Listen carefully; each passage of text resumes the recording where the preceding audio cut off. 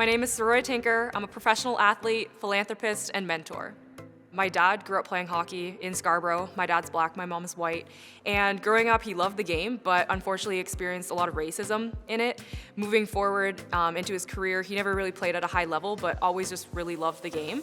And it made him want to put his kids in it. So I started playing hockey around the age of 6 or 7 and have played ever since. Hockey for me, the first thing that I fell in love with was skating. I loved just the freeness of being on the ice, but then I also got to be physical. So playing hockey was the way to do that. I will say that I never imagined going to an Ivy League school. I definitely loved school, loved education, and was passionate about my education and my school and high school. But at the same time, I didn't even realize that going to an Ivy was a full possibility for me, playing hockey. I went to Yale University and I played all 4 years there.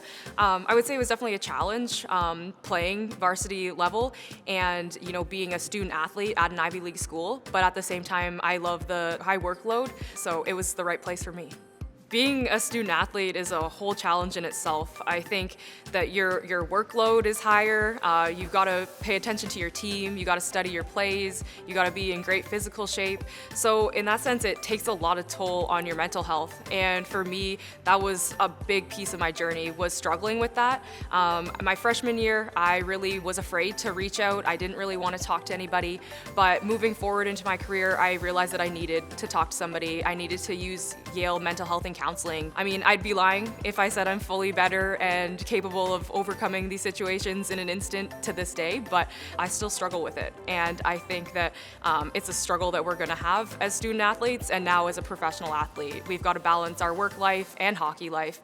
I think when I started playing hockey, I wasn't even aware of the racial challenges I was going to face. I didn't know that my team was going to discriminate against me and that hockey was just a typically white sport. So in that sense, I experienced a lot of racism, whether it was overt or covert. And I think throughout my career, I let the racial discrimination anger me and have hatred within me for my sport, and that wasn't the right way to handle it. I definitely could have used that fuel in a different way, and now I use it to fuel the women behind me. So I think that we as BIPOC and Black women need to realize that we need that representation and we need those women ahead of us that we get to look at and see in these successful positions. And so my advice to the girls behind me is to keep pushing. Put your head down and work. You deserve to be there, and you're going to be a force moving forward.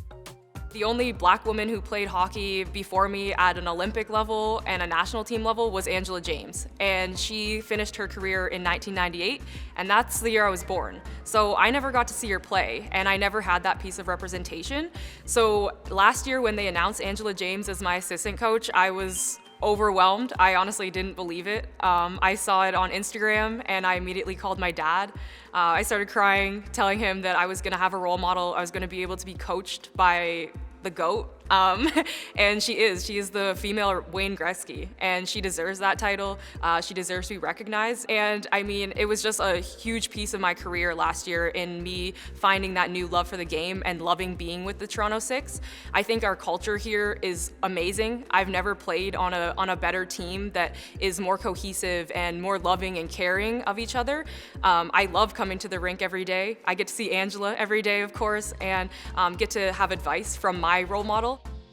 When I entered my name in the draft, I was drafted 4th overall by the Metropolitan Riveters. So I played my first pro season with the Metropolitan Riveters, and it was a bubble season, so it was shortened.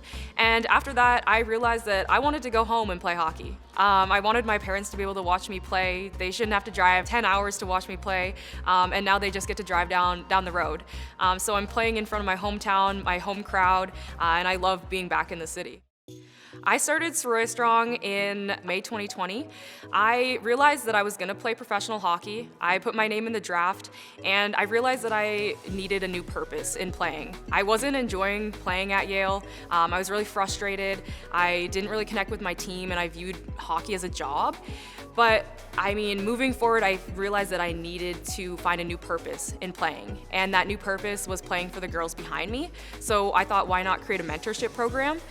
So my mentorship program works virtually. We are all across North America. We've got about 75 girls in our program now, and they get fed into the program as they receive their Black Girl Hockey Club scholarships. So we do virtual workouts, guest speakers, they can book one-on-one meetings, they can text me, call me, whatever they need.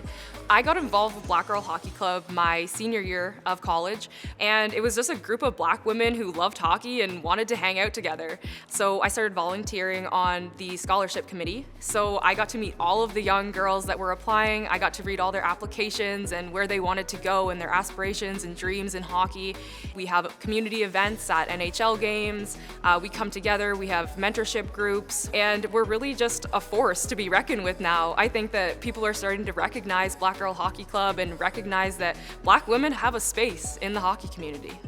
There were many times when I thought about quitting hockey, and what really kept me going was realizing that, of course, I'm not a quitter. I think that's an athlete mindset.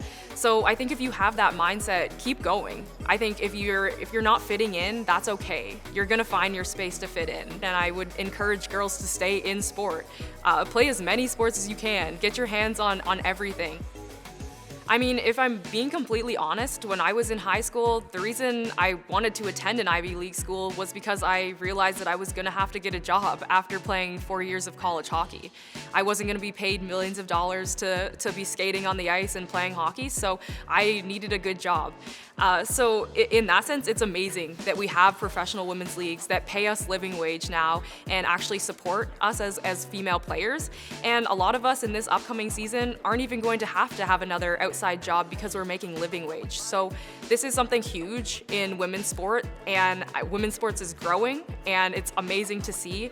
And especially in the women's hockey space, I think that we're really making room for the girls behind us, and we want to see these girls that are in high school aspire to be professional female ice hockey players.